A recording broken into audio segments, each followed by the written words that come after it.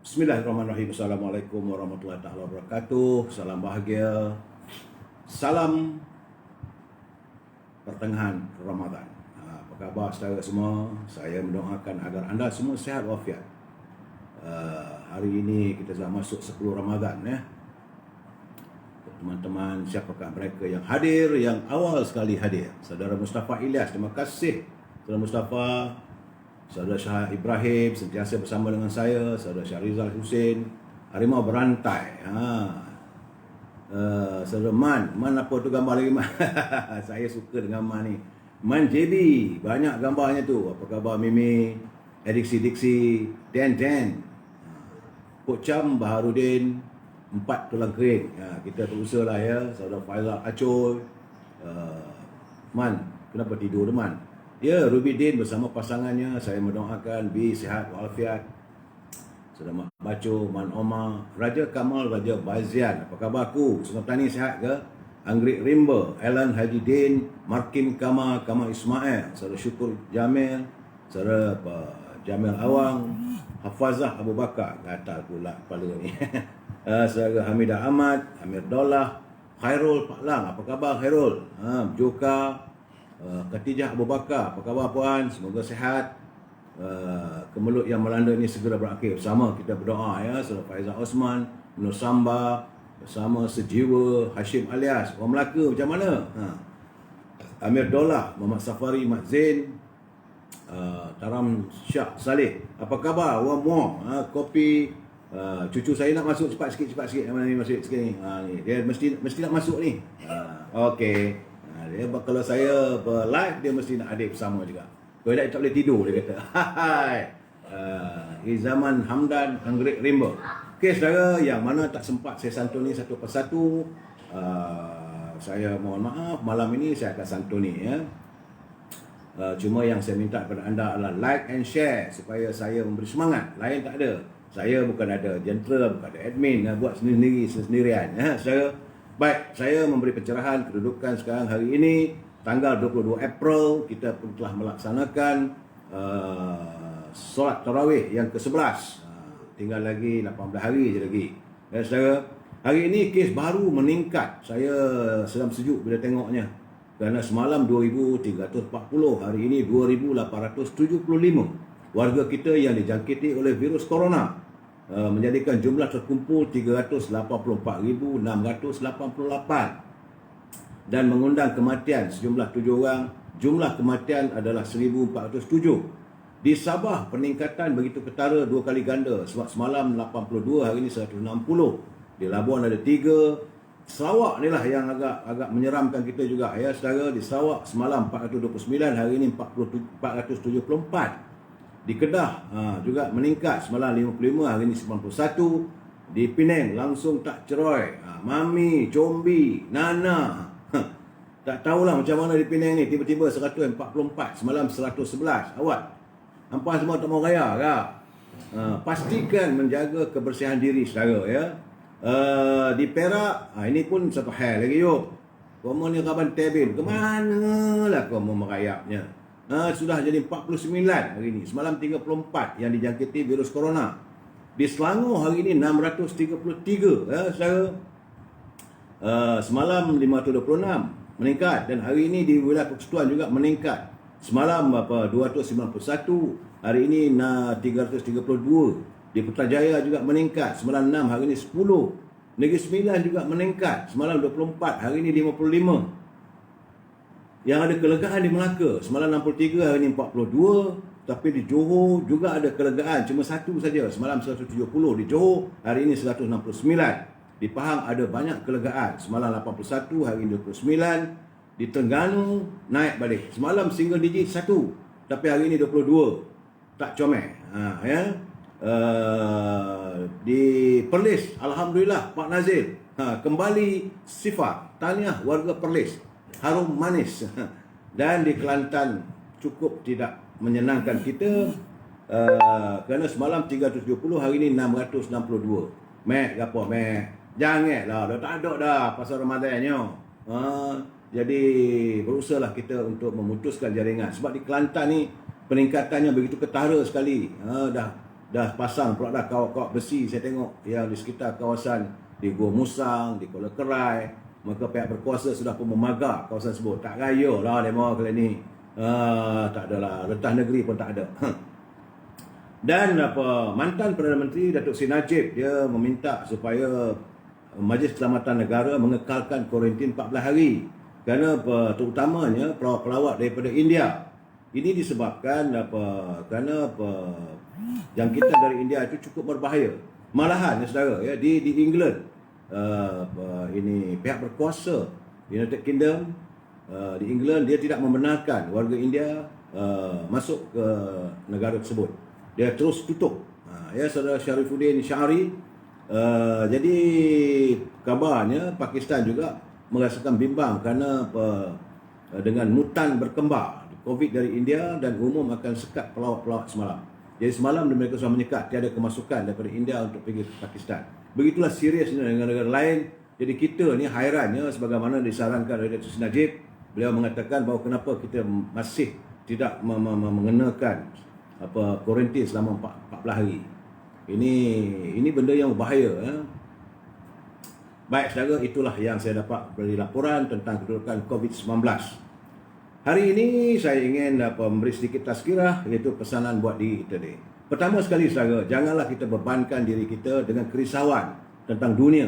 Kerana urusan dunia itu adalah milik Allah. Jangan kita bebankan diri kita dengan kerisauan tentang rezeki. Kerana rezeki juga datang daripada Allah, bukan milik kita. Dia akan datang yang tanpa kita ketahui. Ya? Dan janganlah kita bebankan diri kita dengan kerisauan tentang masa depan. Kerana masa depan itu hanya ditentukan oleh Allah SWT. Kita meladuni kehidupan kita ini dengan apa saja yang kita ada. Jadi apa yang perlu kita risaukan hanyalah satu perkara saja, iaitu bagaimana kita mahu Allah redha dengan kita. Kerana sekiranya kita membuat Allah redha kepada diri kita, maka keredaan Allah itulah yang paling penting pada kita. Apabila Allah redha pada kita, dia akan melindungi kita dan mencukupkan segala keperluan kita. Itu tazkirah pendek pada hari ini. Baik saudara, e-commerce. E-commerce jangan lupa saudara boleh berhubung dengan Azhar 0113304141. Dengan Azhar ni jangan lupa rendang tok, produk mak dia, dan juga ini bahulu berat serta buku-buku yang saya tulis. Boleh berhubung dengan Azhar. Buku yang paling saya suka, satu dalam sejuta saya katakan, iaitu Diary dari Penjara yang di catatan daripada almarhum Datuk Harun Idris ya. Saya boleh berhubung dengan Azhar 0113304141 untuk mewawarkan produk saya. Begitu juga saudara juga boleh berhubung dengan Siti Fareha. Siti Fareha 017-711-4300. 017-711-4300. Mari kita sibukkan Siti Fareha dengan dendeng manis Siti Fareha hanya. Raya dah dekat dah. Tadi saya buka puasa tadi dengan dendeng manis Siti Fareha, makan dengan kanji atau poreh, cukup kenyang.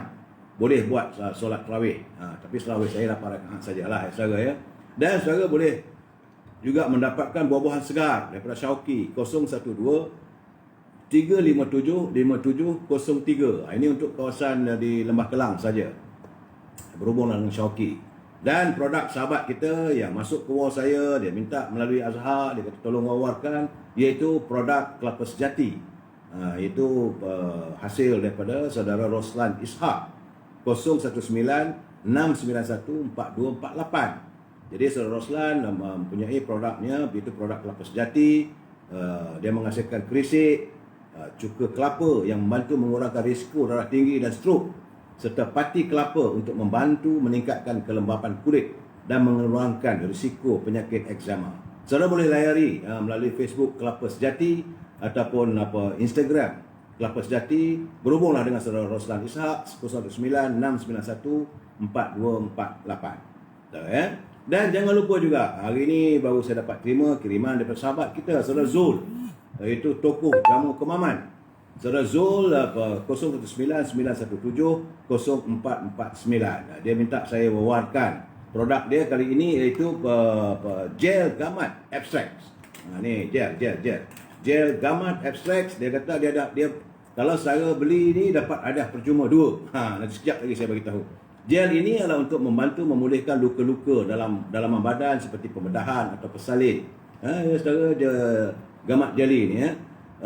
Juga membantu merawat kalau ada penyakit buasir, gastrik, sembelit, lipoma. Iaitu lipoma ni itu risa ataupun apa bengkak-bengkak dekat kulit kita. Okey, ada balik. Terima kasih saudara Mak Otai. Saya minta maaf saudara, begitulah keadaannya. Dalam keadaan kita beri pencerahan, ada pula gangguan yang tertentu. Saudara, tak mengapa. Dan ini gel daripada saudara Zul. Dia kata boleh dapat krim gamat dan juga apa ini, apa pula benda ni, minyak gamat plus. Ini saudara boleh berhubung dengan saudara Zul 019-917-0449. E-commerce kita selesai di sini. Dan saya mendoakan saudara Zul terus maju dalam mengusahakan produk. Baik saudara. Salam impian moratorium kebutuhan wang simpanan pekerja RM10,000. Ingat saudara, kalau kita negara berbelanja tanpa had, maka negara kita ini akan menjadi muflis. Sebab itu kita perlu parlimen ini dibuka untuk ada semak dan imbang. Kita memohonlah. Kabarnya tadi Duri Yang Maha Tuan Agong katanya sudah pun bersedia untuk bertemu dengan pimpinan-pimpinan politik untuk membincangkan tentang permasalahan parlimen, permasalahan negara kita yang dah teruk sekarang ni sebenarnya. Sebab itu saya kata macam semalam saya katakan, jangan kita risau. Kita masih punya Duri Yang Maha Tuan Agong yang memayungi hamba rakyatnya. Okey saudara, tajuk perbincangan kita malam ini adalah masihkah ada harapan? Tajuk perbincangan kita malam ini adalah masihkah ada harapan? Saudara, sebelum saya menyantuni persoalan masihkah ada harapan, kita dengar dulu pantun Pak Nazir daripada Perlis ya. Kata Pak Nazir, dari Kayang ke Kuala Kedah bertemu Pak Leman kawan lama. Tiada yang lebih indah jika teman ketawa bersama. Jadi kalau kita ada kawan, ada sahabat yang sama-sama untuk kita ketawa bersama, itulah yang lebih indah dalam hidup kita. Jangan biarkan diri kita kesepian. Putera Raja memerhati camar, melayangi bayu perlahan-lahan. Institusi diraja disentuh cemar. Sanggupkah Melayu bangun pertahan? Ini beliau mencabar warga bangsa kita. Apabila raja-raja, institusi raja-raja kita ini dicabar, dicemar oleh mereka, kita harus bangun mempertahankan. Bagi kita, rakyat dan raja berpisah tiada. Terima kasih. Cantik pantun dari Pak Nazir. Okey, malam ini sebenarnya saya bersiaran ada dengan adik saya, lama tak jumpa. Sama-sama menjadi wartawan dulu. Saudara Bukhairi Ramli. Dia ni pelik sikit. Waktu jadi wartawan dia juga bawa kereta api. Dia ada lesen bawa kereta api. Saya bila sebut saudara Bukhairi Ramli ni saya senyum. Sebab inilah adik saya yang saya anggap sebagai adik saya. Dia boleh bawa kereta api. Saya tak tahu. Kadang-kadang naik kereta api dia orang lain pula yang bawa. Ya, jadi saya bersiaran bersama dengan channelnya itu MD TV channel. Dia kata sedap sekali. Cuma saya kata jangan ganggu saya punya live sudahlah. Dia kata boleh bang, tak ada masalah. Ni pagi saya, adik-adik saya ramai adik-adik yang selalu berkhidmat dengan saya waktu saya memimpin beberapa penerbitan akhbar dan majalah. Saudara. Baik, saya ingin memberi peringatan bagi mereka yang menyunting semula live saya dan masuk ke channel YouTube. Anda bertanggungjawab di atas suntingan yang dibuat. Pihak saya tidak akan bertanggungjawab langsung ke atas komen-komen yang diberikan oleh pembaca.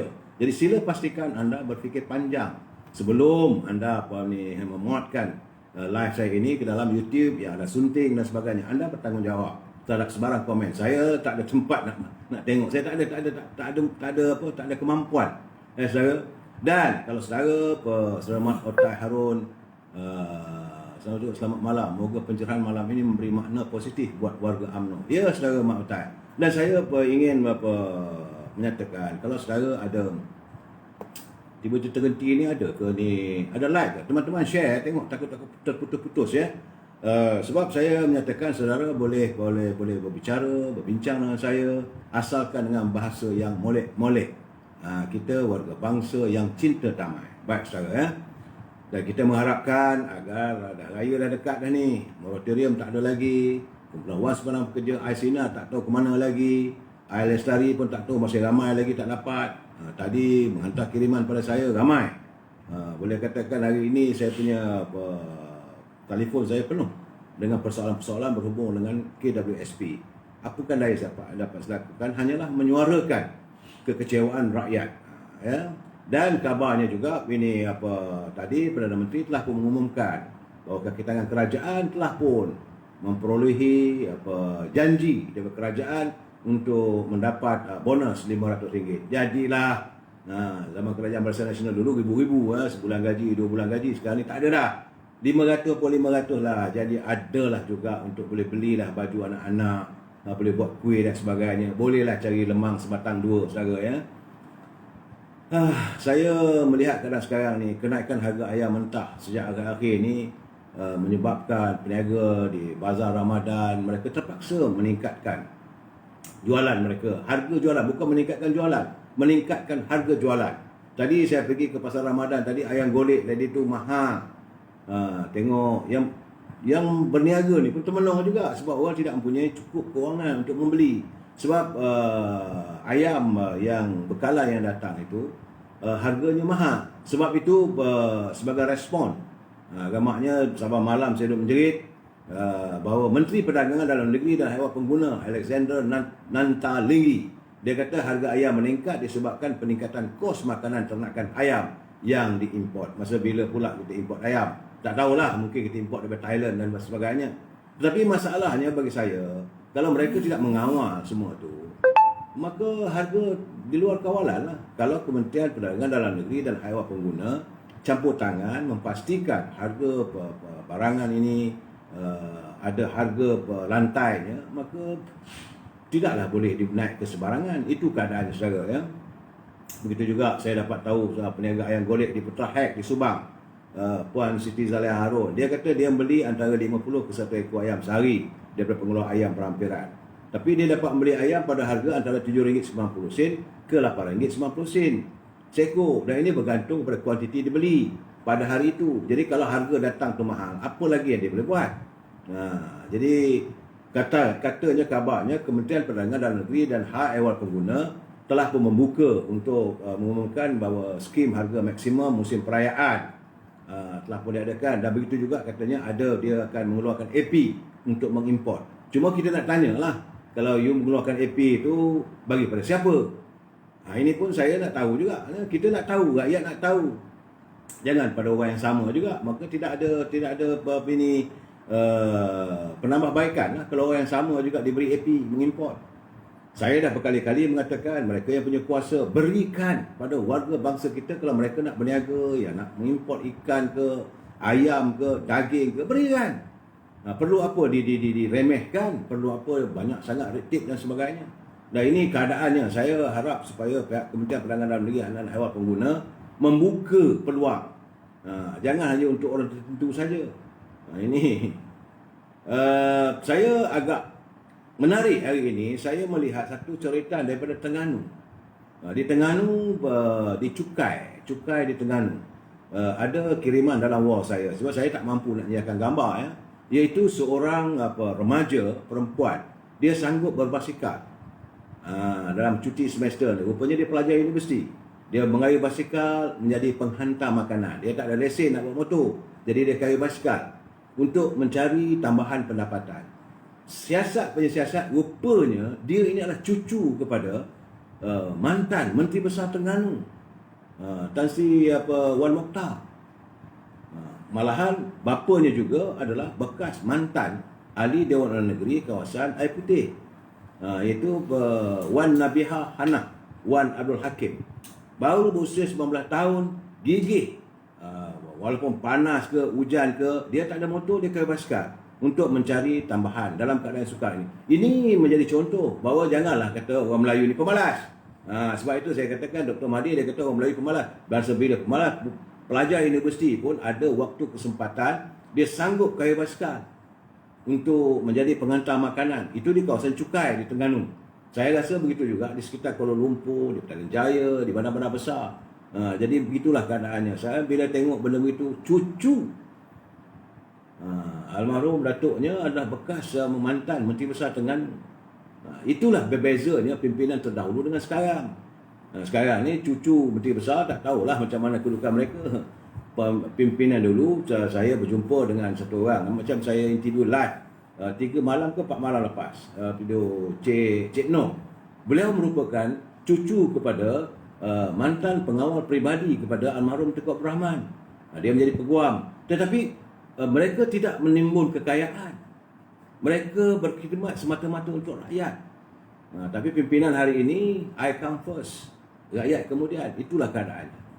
Dan hari ini juga saya baca kenyataan daripada Yang Berhormat Senator Tengku Zafrul, Menteri Kewangan kita. Dia mengatakan bahawa pengangguran negara kita ni dah lebih baik berbanding dengan jiran-jiran, negara-negara jiran. Saya kata nak baik macam mana? Sebab itu saya katakan, bapak-bapak menteri, janganlah membuat kenyataan-kenyataan yang menyedapkan hati. Turun ke lapangan, dapatkan juga fakta-faktanya.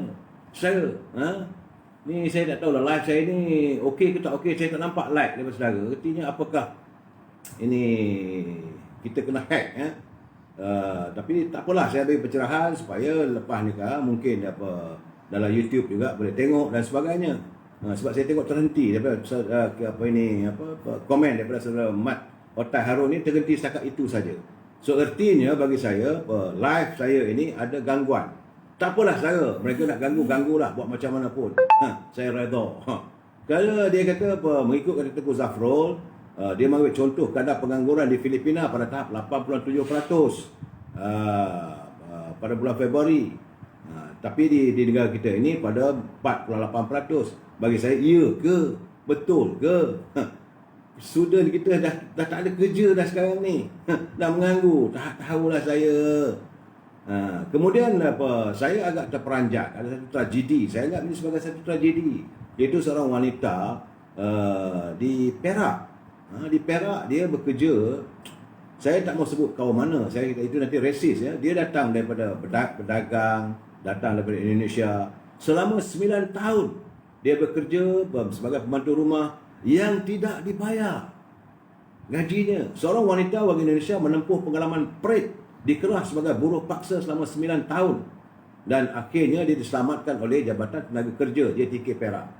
Jadi kita ucapkan tahniah kepada Jabatan Tenaga Kerja Perak kerana dapat menyelesaikan masalah ini. Malu kita kalau rakyat daripada luar dapat tahu bahawa adanya masih lagi rakyat kita yang mengambil orang bekerja tak bayar gaji 9 tahun. Bayangkanlah dia terputus hubungan dengan keluarganya dan dia memberi khidmat dengan baik. Tak tahulah ada penyiksaan dan sebagainya.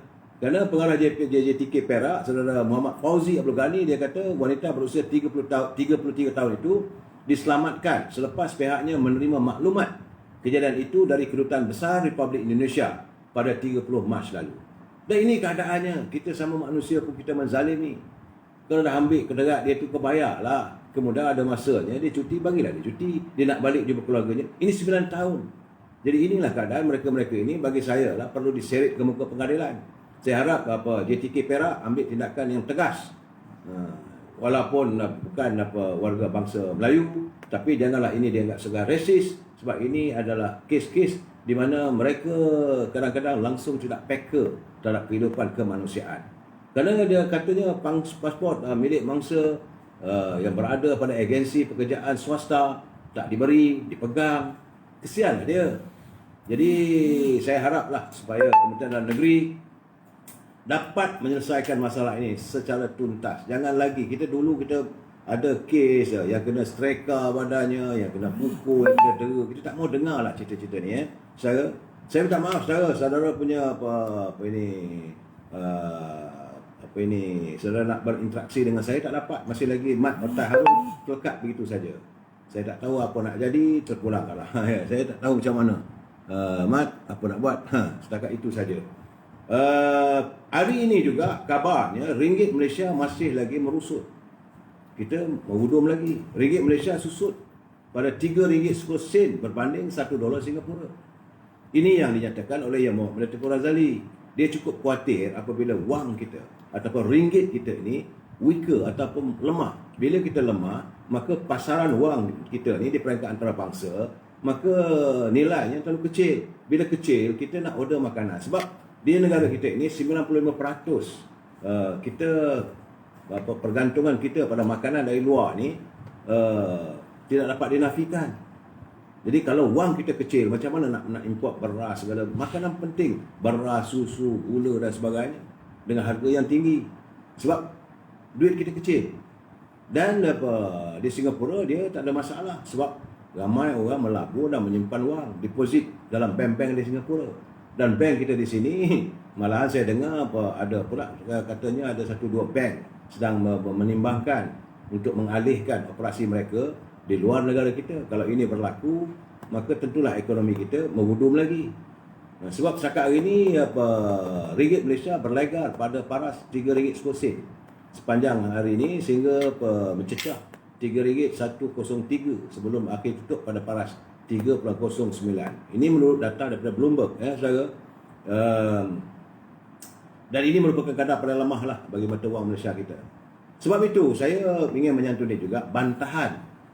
Saya menerima kiriman daripada Yang Berhormat Mulia Tengku Razali Hamzah. Dia menghantar kiriman pada saya. Dia kata dia membantah beliau sebagai pengurusi Jemaah Penasihat UMNO Malaysia yang juga mantan Menteri Kewangan. Beliau juga adalah mantan pengurusi Bank Dunia. Dan dia tahu sangatlah soal-soal bank, soal ekonomi ini. Dia kata dia membantah tindakan kerajaan meluluskan penyatuan wang daripada yang diambil daripada wang amanah negara di bawah Akta Darurat. Dia kata wang ini akan disatukan dengan wang Petronas. Dia kata tindakan tersebut amat bahaya pada kedudukan ekonomi negara dan tidak pernah dilakukan oleh mana-mana pihak di dunia. Jadi menggunakan Akta Darurat dan bebas melakukan apa sahaja menggambarkan situasi ekonomi yang tidak lagi terkawal. Dia Yang Berhormat Mulia Tengku Razali dia bimbang. Khawatir nanti akhirnya besok dah tak ada apa semua, Malaysia pun nanti kena lelong. Na'udzubillah katanya. Begitu juga Datuk Seri Najib juga menghantar kiriman pada saya. Dia kata dan beberapa orang teman-teman yang lain ahli-ahli fikir ekonomi masuk ke bawah saya. Dia kata dia beri gambaran tentang kegagalan kerajaan pimpinan Tan Sri Muhyiddin. Dia kata tidak pernah terjadi sebelum ini oleh mana-mana kerajaan sejak era Tengku Abdul Rahman, era Tun Razak, era Tun Husin, even malahan era Tun Dr. Mahathir pun, begitu juga Tun Abdullah Badawi dan era beliau sendiri, bahawa tidak pernah tindakan gila ni. Kerajaan semalam lah kata kerajaan telah meluluskan undang-undang untuk menggunakan dana daripada kumpulan wang amanah negara, Kuan, untuk perolehan vaksin. Alasannya untuk perolehan vaksin. Jumlahnya bukan sedikit, 16 bilion. Saya main video bilion sekarang ni. Ini dilakukan melalui pewartaan Ordinan Darurat Kumpulan Wang Amanah Negara Pindaan 2021 yang dilakukan semalam. Jadi menurut Akta Kumpulan Wang Amanah Negara tahun 1988, dana itu dibayar melalui kumpulan wang yang disatukan dengan wang daripada Petronas. Jadi menurut Seksyen 5 Akta itu, sumbangan boleh dibuat oleh mana-mana negeri di Malaysia yang mendapat royalti daripada petroleum dan sumber alam yang lain. Sumbangan ini dimasukkan dalam kuan dan juga boleh datang dari mana-mana ataupun pihak-pihak berkuasa yang perniagaannya merangkumi penyelidikan atau pengembangan sumber alam. Jadi ordinan darurat yang diwartakan semalam menambah subsection baru ke dalam Seksyen 6 Akta itu, di mana subsection A dan B menyatakan dana tersebut boleh digunakan sama ada untuk dana pembangunan atau pemberian pinjaman atau pendahuluan dengan syarat konsesi kepada kerajaan, persekutuan atau pemerintah dari negara-negara, dari mana-mana negeri. Jadi seksyen ini menyatakan wang itu boleh diambil. Ini yang menjadi kerisauan. Ini yang dibantah oleh Yang Berhormat Mulia Tengku Razali. Jadi soalnya sekarang ini kita akut bahawa negara perlu menjalankan perintah darurat. Alasan untuk memperbaiki ataupun untuk mengawal penularan virus corona. Okey, rakyat cinta damai terima. Okey, tak boleh bergerak, tak apalah. PKP pun tak apa. Tapi apabila wang juga dah diambil, ini keadaannya. Ini sesuatu yang terlalu susah lah. Saudara Nate Rush dia hantar kat saya, dia kata kumpulan wang amanah negara 16 bilion. Tak lama lagi dia kata kena sapu jugalah. Apabila kerajaan meluluskan undang-undang untuk menggunakan dana daripada kumpulan wang amanah negara untuk perolehan vaksin dan perbelanjaan berkaitan program imunisasi kebangsaan. Takkanlah kita kata nak ambil imunisasi sampai 16 bilion. Ini dilakukan melalui pewartaan ordinan katanya. Jadi bila saya menerima kiriman daripada Datuk Seri Najib semua tu, daripada Yang Berhormat Mulia Tengku Razali Hamzah, saya merasa seram, khawatir benarkah mereka melakukan tindakan begitu. Jadi sebab itulah kita mengharapkan pada 25 bulan nanti mesyuarat Majlis Tinggi UMNO pada 25 bulan yang dijangka akan membuat keputusan penting, dan kita mengharapkan Datuk Seri Presiden Zahid Hamidi ikut dan santunilah kehendak perwakilan ahli-ahli akar umbi. Dah beyond sekarang ni. Dah teruk dah sekarang ni. Kalau wang daripada Kuan tu boleh disauk sana, sauk sini. Jadi saya tak tahu lah. Sedangkan kita meminjam. Kita masih lagi meminjam. Dah 75-76 bilion dipinjam. Sebelum itu minta daripada bajet negara. Keadaannya setara. Ya, jadi bila wang negara digunakan, dipakai, jadi bagaimana dengan kedudukan rakyat? Dan itu adakah wang itu sampai pada rakyat? Kalau nak katakan untuk membayar bonus ke sakitan kerajaan cuma RM500 saja. Bagaimana yang lain? Macam mana rakyat tak ada pekerjaan? Katanya bantuan prihatin. Saya mempersoalkan bagaimana sistem penyampaiannya. Sampai ke tak sampai? Jangan orang kata indah khabar dari rupa. Rakyat tertanggi nanti. Ini tinggal lagi 18 hari. Kita nak menghadapi hari raya. Warga bangsa Cinta Damai kita ini, orang Melayu ni bila datang hadirnya bulan Ramadan dan hadirnya Aidilfitri ini, paling tidak mereka nak menyambut sebagai tanda syukur. Saudara. Sebab itu saya membawa persoalan, masihkah ada harapan untuk kita menikmati sedikit kehidupan yang ada kelegaan? Kalau dah lebih setahun berlalu, Perikatan Nasional memerintah di Anjung, kuasa di Putrajaya. Harga minyak petrol masih lagi tidak ada nampak tanda-tanda kelegaan. Masih terus meningkat. Kalau bila minyak meningkat, maka harga barangan meningkat. Jadi dia kenaikannya tak nampak. Sikit-sikit 2 sen, 3 sen, 2 sen, 3 sen. Tapi akhirnya RM2 lebih. Ini keadaannya yang tentunya mencengkam kehidupan rakyat. Saudara, kemudian harga barangan keperluan rakyat pun belum nampak ada keredaan. Malah harga ayam, daging, ikan yang diperlukan menjelang sambutan Aidilfitri mencanak naiknya. Malahan saya mendapat kiriman mengatakan besar kemungkinan harga ayam sekilo sampai mencecah ke RM12. Jadi kalau RM12 nak buat macam mana? Udahlah, kita tak dapat duit. Kita bukan kira kerajaan, kaki tangan kerajaan cuma dapat RM500. Dan harga daging boleh mencecah sampai RM50. Ini bagi saya darurat pasaran ni, dan sesuatu perlu dilakukan. Ya, sebab harga keperluan untuk rakyat mesti ditangani, bukan main boleh cakap begitu saja. Jadi kita harus bertanya, masihkah ada harapan? Janji-janji pemberian bantuan prihatin yang masih belum tuntas, yang tahun lepas lagi pun masih belum dapat terima lagi. Jadi bagaimana perjanjiannya yang bakal menerima? Bagaimana dengan sistem penyampaian? Masihkah ada lagi kah baki uang daripada yang dibajetkan untuk pemberian bantuan prihatin itu? Masih ada baki lagi ke, ataupun dah kena sakau? Saya tak tahu, saya tidak mau menuduh, tapi dalam keadaan sekarang saya melihat rakyat begitu terkesan dengan kehidupan yang sukar, yang perik, tanpa bantuan daripada pihak pemerintah. Tentulah rakyat itu berada dalam keadaan menyambut kehadiran Aidilfitri ini dalam derayan air mata. Ini masalahnya. Kemudian satu lagi kita bertanya, masihkah ada harapan kepada para penyimpan kumpulan wang simpanan pekerja untuk memperolehi pengeluaran yang diminta? Kita minta 10,000 secara tuntas. Ada harapan ke? Tidak ada harapan. Begitu juga dengan sistem moratorium. Tak ada harapan. Apakah kantung dalam tabung kumpulan wang simpanan pekerja itu dah ada lagi ke, ataupun tak tahulah kita. Saya tak mau menuduh, tapi saya menzahirkan apa yang dialami oleh rakyat. Sebab itu saya tajuk kita malam ini, masihkah ada harapan? Kemudian, dapatkah pemilik, ini paling penting, dapatkah pemilik rumah dan kenderaan menyelamatkan harta mereka dari disita atau dilelong oleh pihak bank? Pihak bank memang dia tak punya hati. Saya selalu bercakap dengan kawan, dia kata kadang-kadang saya berjumpa dengan teman-teman saya, dia bekerja dengan bank. Saya kata, orang bank ni tak ada hati. Dia pada dia, kau hutang, kau kena bayar. Tak bayar, aku seret barang-barang kamu. Aku lelong barang kamu. Ini keadaannya.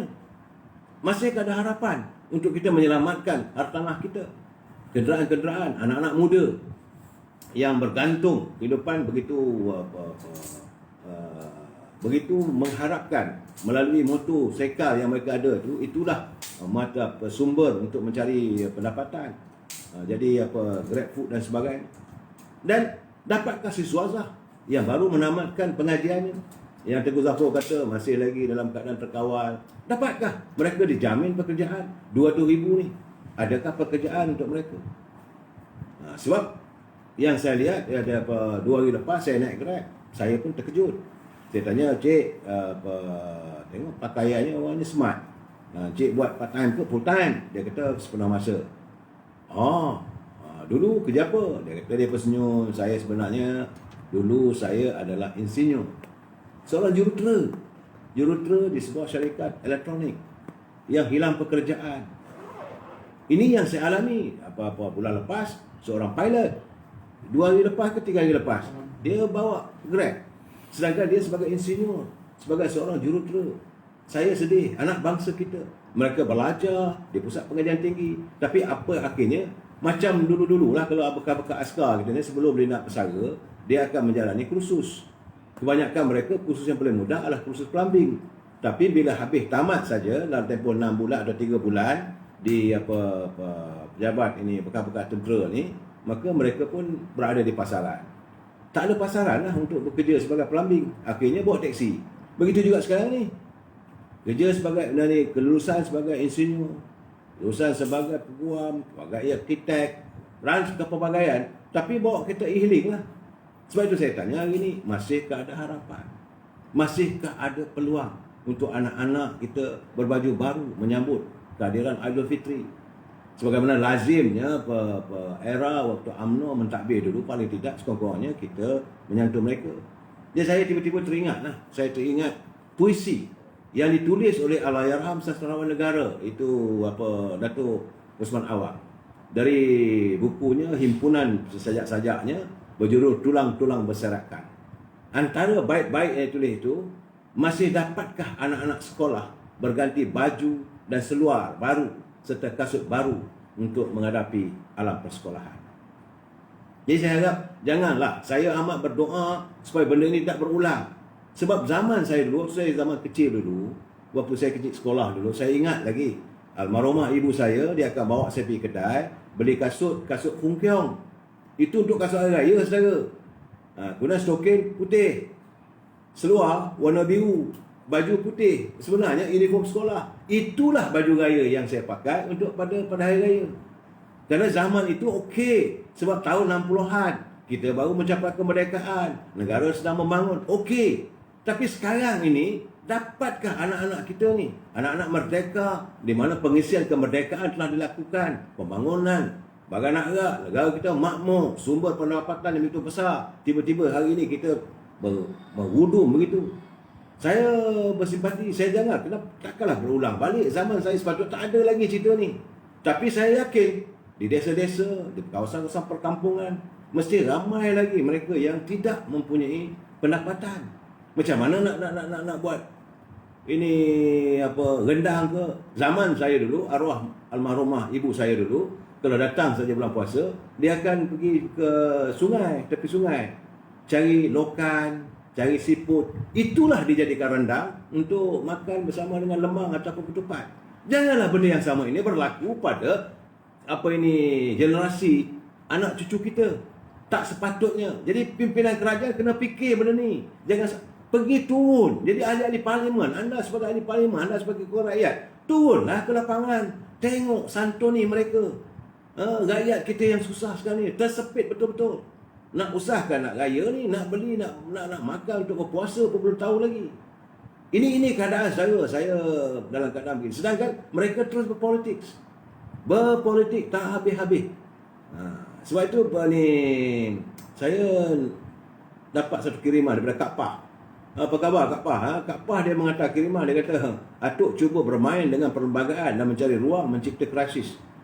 Pimpinan politik masih lagi mewujudkan situasi untuk mencaturkan suasana politik di negara kita ini. Ini tak patut. Sekarang ini time untuk semua pimpinan negara. Tak kiralah anda sebagai ahli parlimen ke, anda sebagai ahli Dewan Undangan Negeri ke, inilah masanya menyantuni pemikiran Dicari, dibulatkan tekad. Macam mana kita nak menyelesaikan masalah. Sekarang saya nampak keadaan sudah tenat. Memang tenat. Sebab wang yang ada sekarang ni semakin nipis. Sebab yang saya katakan, tadi saya pergi ke pasar Ramadan. Saya tengok peniaga-peniaga banyak termenung daripada melayan pelanggan. Banyak kuih-kuih tak nak kata tak laku, tak sedap juga kan. Sedih juga saya. Saya tengok wajah-wajah suram. Kenapa pimpinan sanggup dan sampai hati mengukirkan wajah-wajah suram kepada rakyat mereka, rakyat yang cinta damai? Kenapa digariskan luka-luka hati mereka itu dan terbana di wajah-wajah suram untuk menghadapi dalam 18 hari lagi mereka nak bagi raya? Keadaan ini sebab itu saya memilih untuk bercakap soal ini, kerana bagi saya dah semakin meluat memikirkan soal pemimpin lain, tak ada berpolitik. Sebab itu 25 bulan nanti Presiden UMNO mesti membuat keputusan. Cukuplah, dah tak boleh lagi dah. Sebab percaturan politik sekarang ni sudah sampai ke tahap yang rakyat sudah benci dah. Jadi jangan dialihkan kebencian rakyat pada pemimpin politik ini kepada istana. Alhamdulillah lah, katanya istana sudah pun bersetuju untuk berjumpa. Jadi ada cubaan semalam, kononnya menghantar memorandum semua. Mereka seolah menarik perhatian dan menyalahkan istana. Jangan. Ini keadaan saudara ya. Jadi dalam suasana yang tak menentu ini, saya nak bagi penjelasan juga bahawa kedudukan politik juga begitu gawat. Ia bukan hanya berlaku dalam pada UMNO, malahan dalam pakatan yang lain. Kabarnya semalam diadakan pertemuan antara Parti Pribumi PBM dengan PAS di Perak. Kononnya Muafakat Nasional, kononnya nak memperjuangkan untuk menyatukan, tapi UMNO tak disantuni langsung. Semalam yang Muhammad Perdana Menteri turun ke Gombak untuk memberi bersama-sama, konon-konon nak boost untuk memberi booster kepada Azmin Ali, nak menarik sokongan pengundi dan sebagainya. Adalah majlis iftar Ramadan diadakan di Gombak, tapi pimpinan UMNO tak dijemput langsung.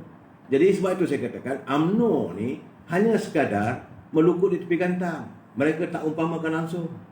Sama ada Megat Zulkarnain ke, timbalannya ke, ahli-ahli UMNO kawasan di Gombak tak disantun. Perdana Menteri hadir. Perdana Menteri kena sedar diri. Anda jadi Perdana Menteri itu kerana adanya sokong UMNO.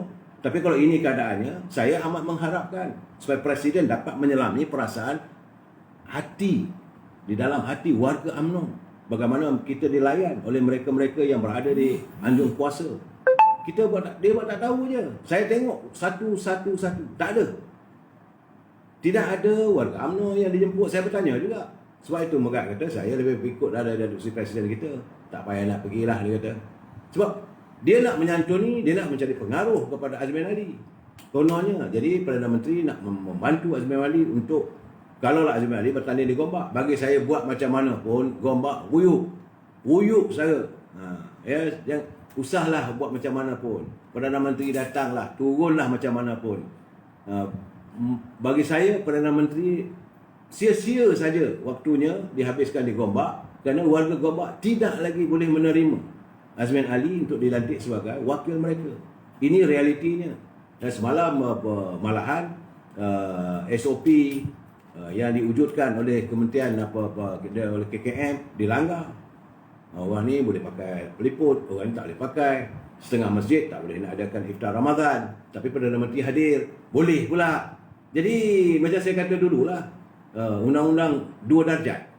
Kalau dari perkayangan, okey. Kluster menteri, okey. Rakyat tak boleh. Rakyat usahakan nak iftar Ramadan.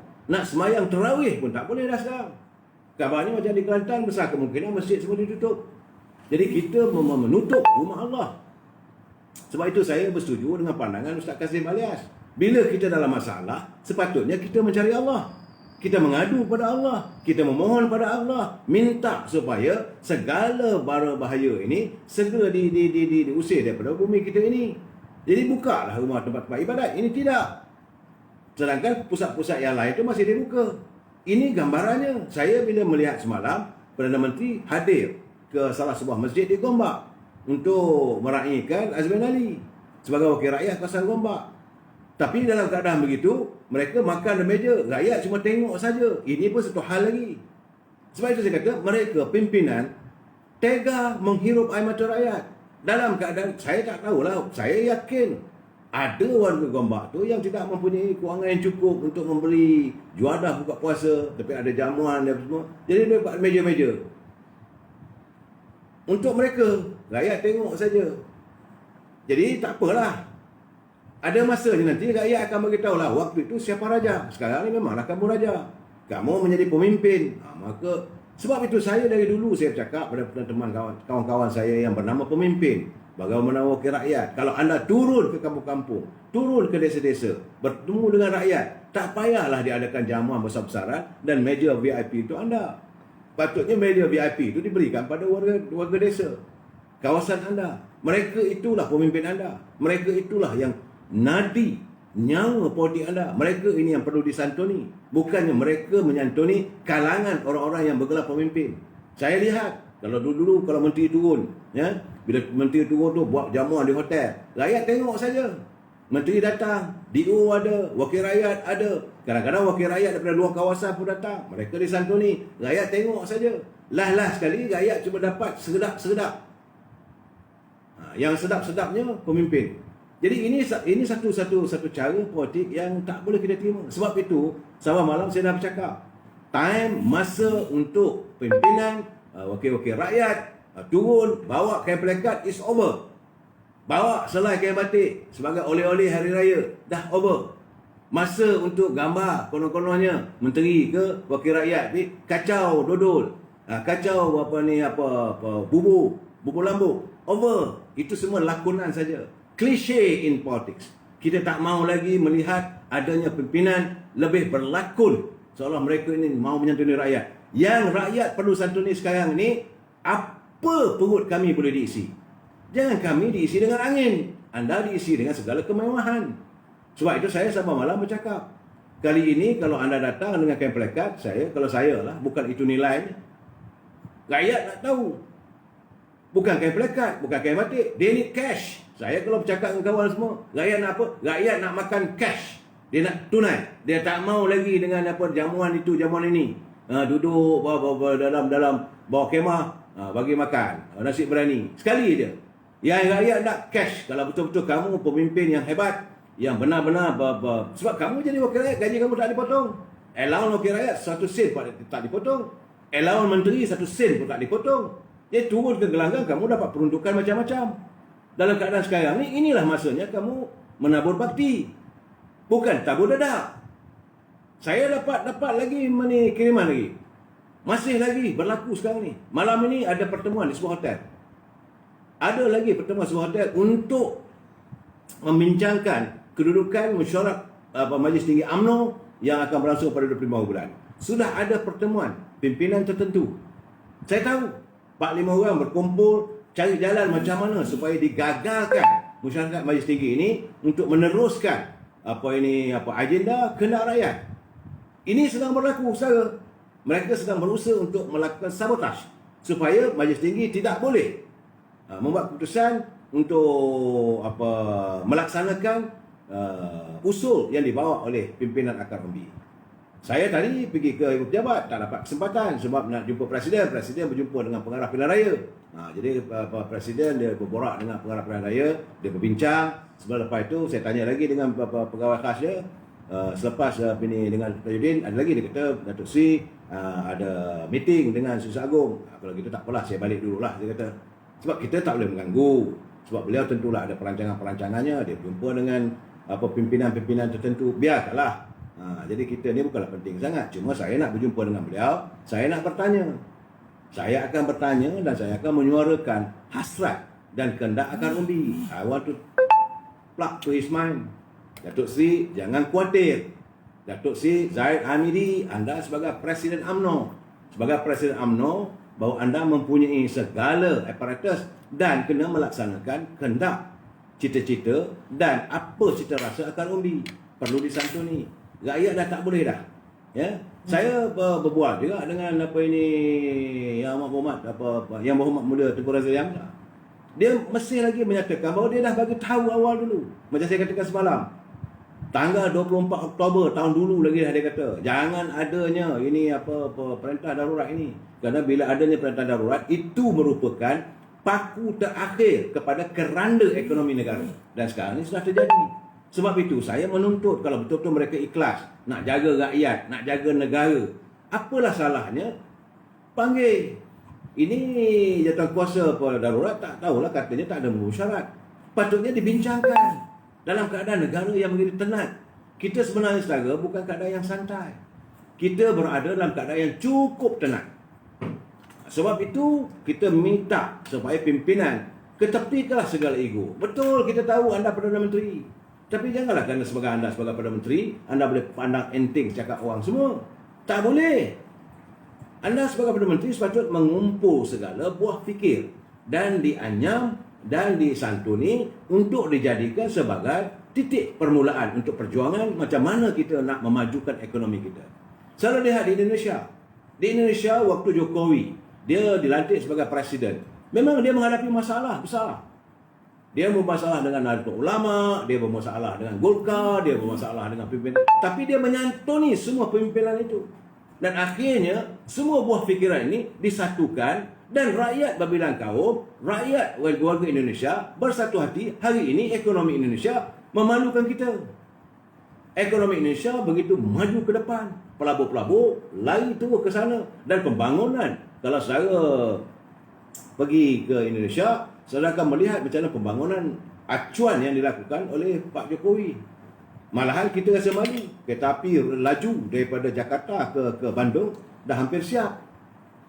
Kota raya baru yang dibina berhampiran dengan Sarawak sudah hampir siap.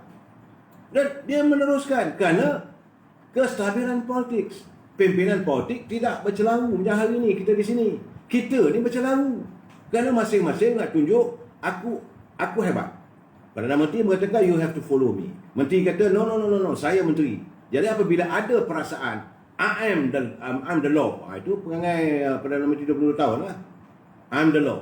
Sebab itu macam semalam dia pergi ke istana, bagi saya kita tengok berhati. Saya memerhatikan dengan penuh ketelitian apa agenda sebenarnya. Sebab itu saya kata masih ada harapan untuk kita mencipta kedamaian di bumi yang penuh keharmonian ini. Adakah kedamaian lagi? Adakah harapan untuk rakyat untuk dapat kembali, bukannya nak hidup senang lenang, tidak. Untuk menghadapi kehidupan yang sedikit bercukuplah untuk meneruskan kehidupan dalam menghadapi serangan virus corona, dalam menghadapi bencana yang mendatang ini. Masih ada harapan. Bagaimana dengan kita punya peradang-peradang ataupun peneroka-peneroka di kawasan Kedah? Bagaimana kawasan ini nelayan kita? Adakah disantuni? Dan para nelayan terbiar sepi. Para petani di desa terbiar. Warga Felda, saya dapat kiriman. Dia punya pokok-pokok, baja dah tak ada.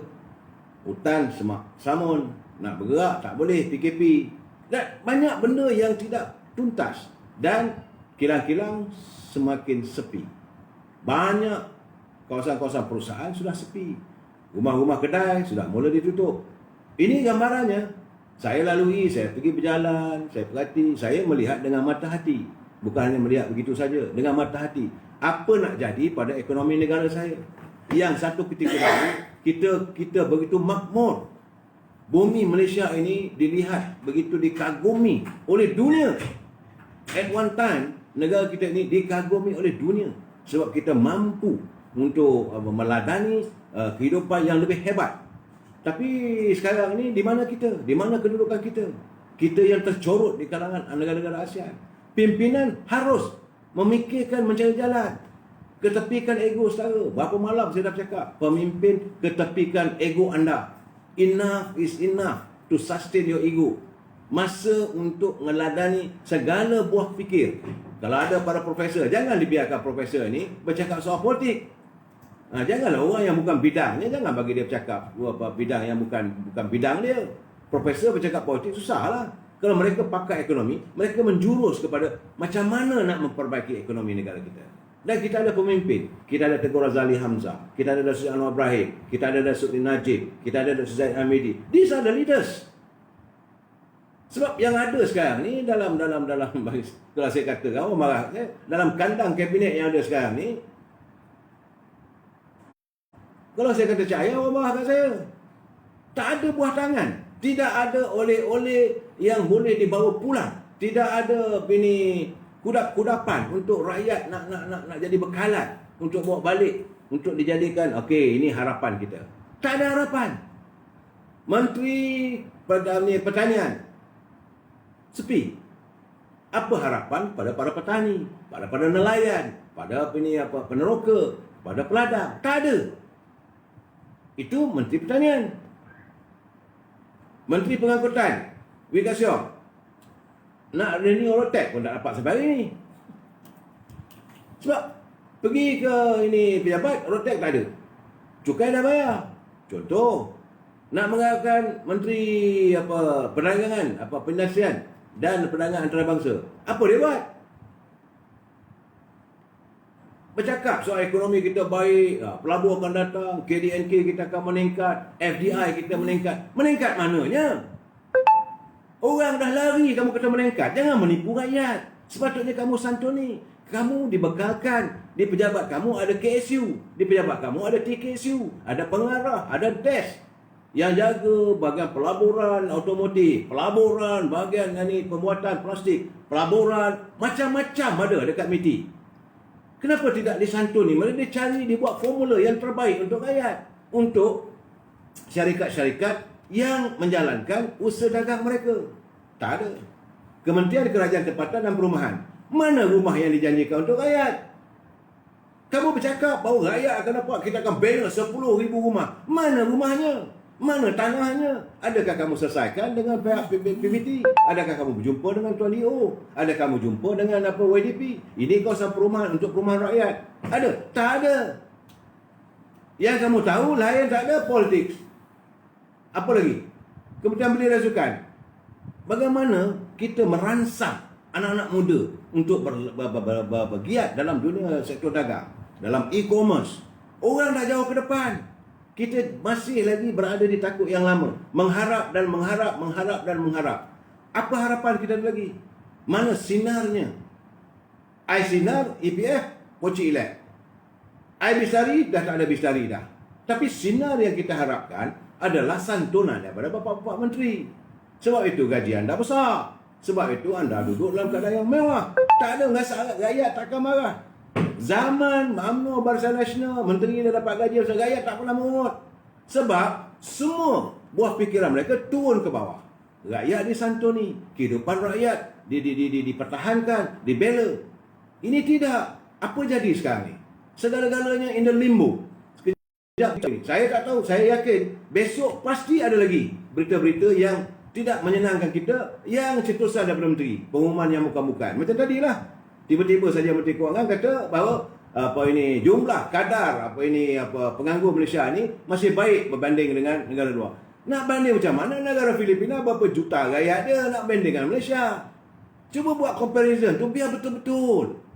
Jangan memberi satu harapan. Macam Tok Pa kata, Menteri Ekonomi, ini student universiti dapat gaji 1,500, bersyukurlah. Kamu minta orang bersyukur.